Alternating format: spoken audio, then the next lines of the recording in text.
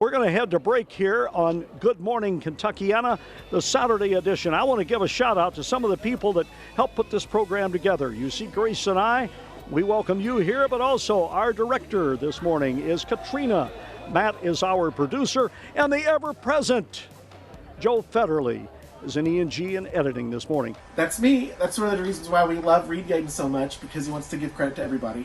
One of the things he did cool that when he was at the ham breakfast last Saturday was he interviewed Ryan Halloran's sons. He was one of the original pioneers of TV here in Louisville. After starting at Wave Radio in the 1940s, he was one of the original employees of Wave Television in 1948 when they went on the air. He passed away at the age of 90 years old in 2010. His last show was on April 5th, 1985, and we actually sent a reporter there to cover his last day.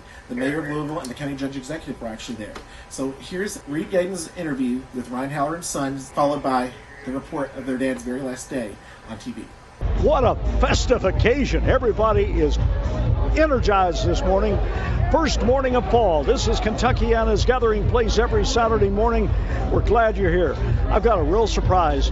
You never know when you come outside the city and you get in these small communities what jewels you're going to uncover. I want to say good morning now. As soon as you hear the last name, come on over.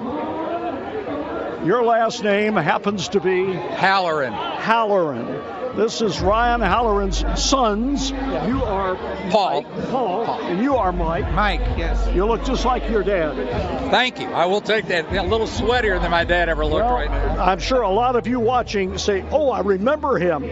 Ryan is one of the guys that put Wave TV on the air. He was a giant in this industry and a $1 million voice like so many of those guys had. You ran this morning. Yes, I did. You're the smarter brother, he says. Yeah, I did not run. This is home for you. Yes. Beautiful community you've got. Years. We've lived in Lebanon for many years. Right. You got into advertising.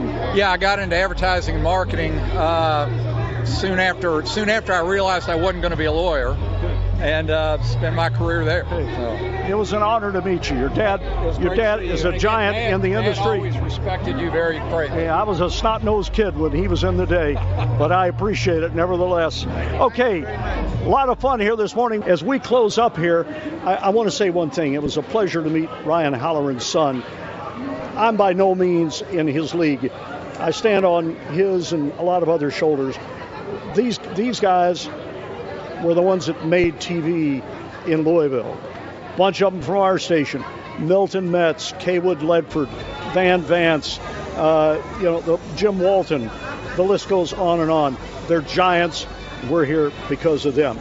For almost 4 decades, Ryan Halloran has gotten up before dawn to host a morning television show. He's interviewed such greats as George Burns and Jane Fonda, as well as local experts in everything from gardens to gadgets. Lead us down our way of exploring electrical currents and living organisms this evening, and also he was always capable of putting them at ease before he did an interview, because he had the compassion to know that they were nervous. For today's final show, Halloran was joined by 4 former co-hosts.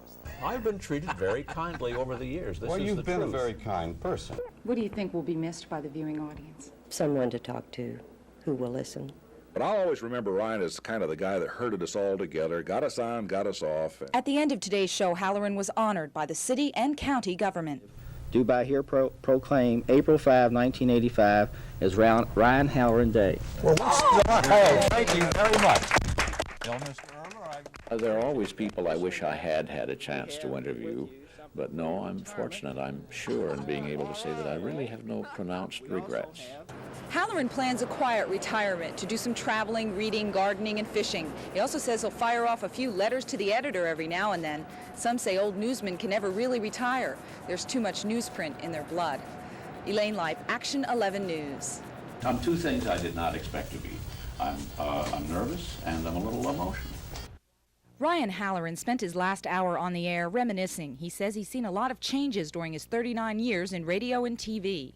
Right over here, sitting on the table beside us, you probably recognize it. Commercials, he did those. He was a disc jockey. He read news. He did the weather. He was one of the old announcers, of which I guess I must include myself. We did everything. Bob Kay joined several of Halloran's former co-hosts today in a salute to the man they called Wave TV's Mr. Nice Guy. I've been treated very kindly over the years. This well, is you've the been truth. a very kind person to other people. Oh, I just stopped wearing bow ties. I told you you look 15 years younger and $10,000 a year richer without it. That's why you wear it. Over the years, Halloran has done everything from dial for discs to a local man-on-the-street live show. He's interviewed the famous Jane Fonda, George Burns, and the not-so-famous Dr. Warren Ream, who is a professor of physiology at the University of Louisville Medical School. What do you think will be missed by the viewing audience? Someone to talk to who will listen. It's difficult to learn that. Ryan had a stability to him, and I guess maybe it was more different and more difficult would be the best word, because you had three prima donnas on that program. I was one of them, but I'll always remember Ryan as kind of the guy that herded us all together, got us on, got us off. What will you miss?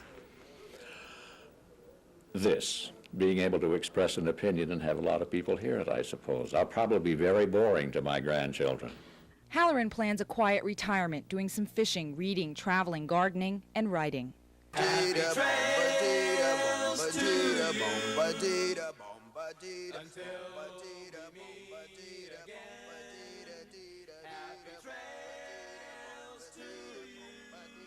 You see us talk to them, you'd like to have them in your house too.